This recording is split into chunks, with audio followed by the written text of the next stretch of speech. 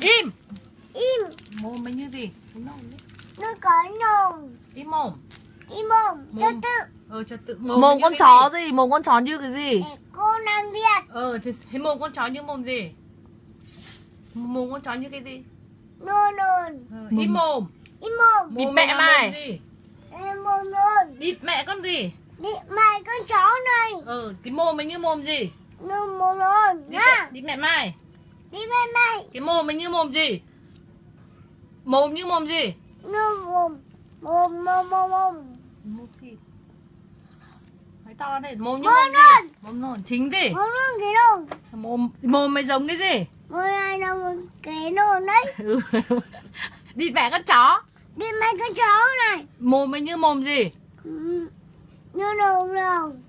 Bịt mẹ mày. Bịt mẹ mày. Mồm mày như mồm gì? Như cái nôn đấy.